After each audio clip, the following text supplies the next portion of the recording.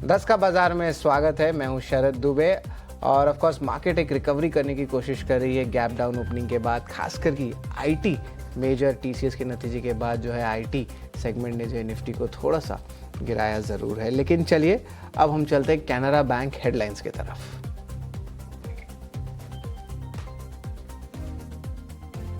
शुरुआती झटकों के बाद रिकवरी की कोशिश में बाजार, निफ्टी 50 अंक गिरकर 25,300 के पास। वही बैंक निफ्टी निचले स्तर से 100 अंक सुधरकर 56,950 लेवल्स के पास सपाट। आईटी शेयरों ने बनाया दबाव। एबवी के साथ बड़ी ग्लोबल डील से ग्लेनमार्क में 10% का दमदार उछाल, बना ईटी नाउ स्वदेश के ओपनिंग का हीरो। वही अजंता फार्मा, एल्केम और ग्लैंड में भी 1% की तेजी। टीसीएस के कमजोर नतीजे से आईटी शेयर टूटे। टीसीएस के आय और एबिडा में दिखा दबाव, शेयर करीब 2% नीचे। वही एलटीआई, माइंडट्री, विप्रो और इन्फोसिस भी करीब 1.5% नीचे। खरीदारी से खपत वाले शेयरों में जोश, एचयूएल में 4.5% से ज्यादा की तेजी। कंपनी के टॉप मैनेजमेंट में बदलाव, प्रिया नायर होंगी सीईओ और एमडी। वही नेस्ले और गोदरेज कंज्यूमर में भी दिखी तेजी। ईटी नाउ स्वदेश का ओपनिंग का फिसड्डी, जी इंटरटेनमेंट 4% लुढ़का। वारंट इश्यू का प्रस्ताव खारिज होने से शेयर में गिरावट।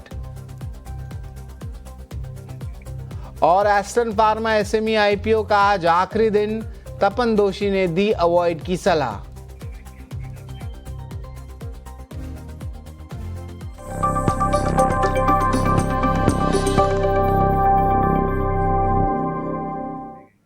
कमोडिटी मार्केट में आज सबसे पहले एग्री कमोडिटी से शुरुआत करेंगे और जीरे की बात करें तो 19,900 के आसपास जीरा कारोबार करता हुआ।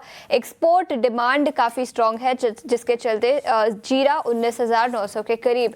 धीरे धीरे रेट सेटल होना शुरू होंगे तो वहां से भी कुछ अपडेट्स निकल कर आएंगे, लेकिन अभी के लिए जीरा 19,900 के करीब। धनिया की बात करें तो 7,400 रुपए के करीब। एफएमसीजी कंपनियों और स्टॉकिस्ट की मांग से सपोर्ट यहां पर मिली है, जिसके चलते धनिया की डिमांड भी काफी स्ट्रांग रही है। हल्दी की बात करें तो 13,420 के करीब। लगातार बिकवाली के बाद शॉर्ट कवरिंग से यहां पर सपोर्ट दिखा है। इसके अलावा ग्वारगम और ग्वारसीड की बात करते हैं। उस पर सबसे पहले ग्वारगम 9,710 के करीब। खादी देशों से मांग सीमित रहने के चलते ग्वारगम इस लेवल पर, और ग्वारसीड स्टॉकिस्ट का रुझान घटा 5,250 के नीचे कारोबार करता हुआ। कैस्टसीड 6,760 के नीचे। ऑयल एक्सपोर्ट में कमी, जिसके चलते कैस्टडील के दामों पर इम्पैक्ट दिखा है। पाम 4,235 रिंगिट के पास। उत्पादन में कमी की आशंका, जिसके चलते पाम ऑयल के प्राइसेस में पिछले कुछ दिनों से सुस्ती ही नजर आई है। इसके अलावा कपास और कपास खली की बात करते हैं। कपास 1,610 के पास। आइस कॉटन 67.5 सेंट्स के आसपास कारोबार करता हुआ ग्लोबल बाजारों में। कपास खली 3,050 के पास सीमित दायरे में यहां पर भी कामकाज दिखा है। और लास्ट में मेंथा ऑयल की बात करेंगे, जहां पर मेंथा ऑयल 910 रुपए के नीचे कारोबार करता हुआ और ऊपरी स्तरों से मुनाफा वसूली यहां पर दिखी है। लेकिन इसके अलावा चांदी और सोने पर भी फोकस करेंगे। याद रखें ग्लोबल बाजारों में पिछले कुछ दिनों से काफ़ी वॉलेटिलिटी दिखी है। ट्रेड की बात करें तो यहाँ से काफ़ी वॉलेटिलिटी निकल कर आई है और घरेलू बाजार में चांदी रिकॉर्ड ऊंचाई पर कारोबार करता हुआ। एमसीएक्स पर 1,10,560 के आसपास रिकॉर्ड ऊंचाई पर ग्लोबल मार्केट में, और एमसीएक्स पर चांदी करीब 1.25% की तेजी के साथ शुरू होती हुई नजर आई है। और कॉमेक्स पर चांदी $33 के आसपास। तो ग्लोबल मार्केट में तेजी और एमसीएक्स पर इंडियन मार्केट्स में भी घरेलू बाजार में चांदी रिकॉर्ड ऊंचाई पर कारोबार करती हुई। लेकिन अब कमोडिटी मार्केट पर रणनीति बताने के लिए अब हमारे साथ दिनेश सोमानी जी जुड़ चुके हैं। मिस्टर सोमानी, शुक्रिया समय निकालकर ईटी नाउ स्वदेश पर जुड़ने के लिए। एग्री कमोडिटीज की तो बात करेंगे, लेकिन अभी चांदी रिकॉर्ड ऊंचाई पर है। सबसे पहले अपना नजरिया उस पर दीजिए। जी बिल्कुल, नमस्कार।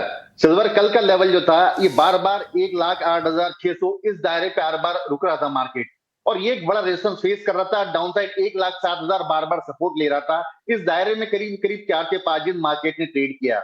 उसके बाद जैसे ही 1,08,600 का टेक्निकल ब्रेकआउट इसने किया है, ऊपर में आज हमने 1,10,500 तक के भी लेवल्स देखे हैं। मुझे लगता है मौजूदा स्तर पर एक बार शायद थोड़ा सा डिप अगर आता है तो 1,09,800 ये एक बहुत बढ़िया सपोर्ट जोन है। यहाँ पर फ्रेश बाइंग निकल कर आ सकती है। 1,11,400 के लेवल्स अपसाइड ये दिखा सकता है। 1,08,800 का स्टॉप लॉस मेंटेन करना चाहिए।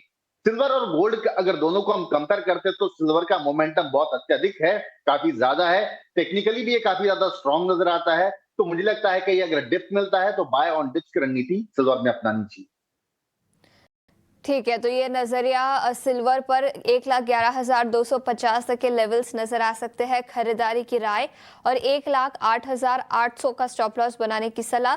और याद रखिए 1.25% की तेजी के साथ चांदी शुरू होती हुई। लेकिन इसके अलावा बाकी प्रेशियस मेटल्स की बात करें तो सोना भी आज के सत्र में तेजी के साथ कारोबार करता हुआ, इनफैक्ट करीब आधे % से ज्यादा की तेजी सोने पर MCX पर आज के सत्र में दिखी है।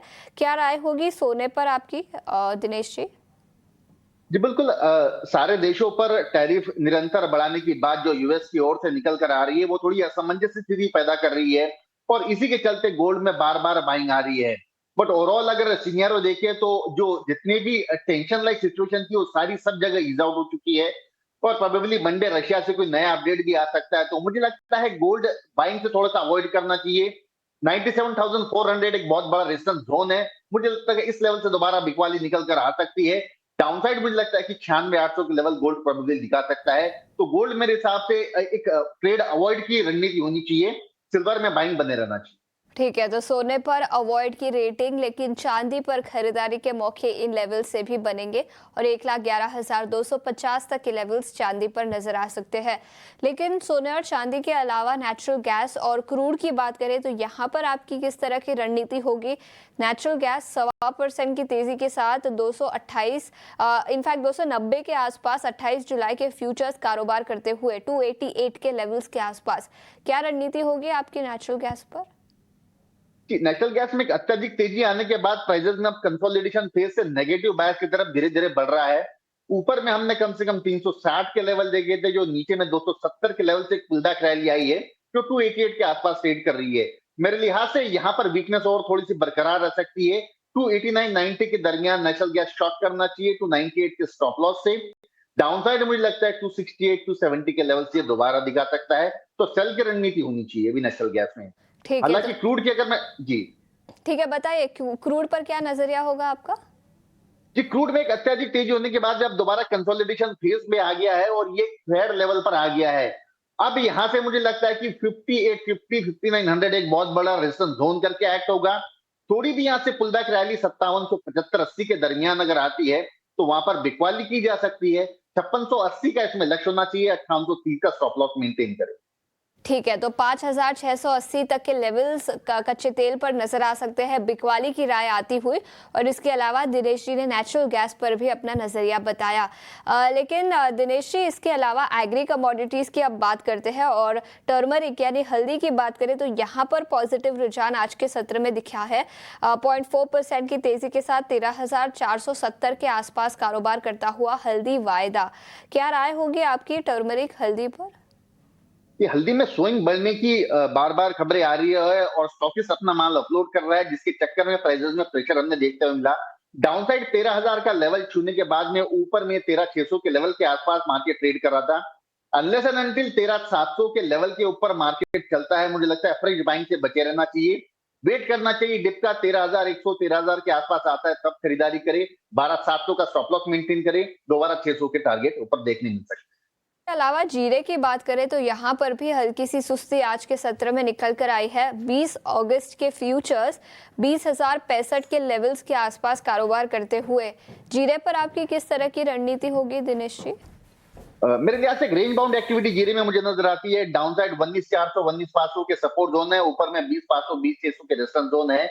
अगर कहीं 19,800 19,850 के आसपास मिलता है तो 19,400 के स्टॉप लॉस से खरीदारी करना चाहिए। 20,500 20,800 के लेवल ये दोबारा दिखा सकते हैं। ये नजरिया जीरा और इसके अलावा हल्दी पर भी हमने चर्चा की। ठीक है।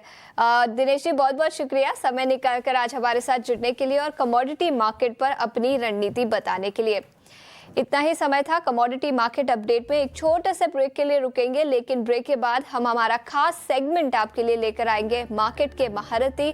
बने रहिए हमारे साथ।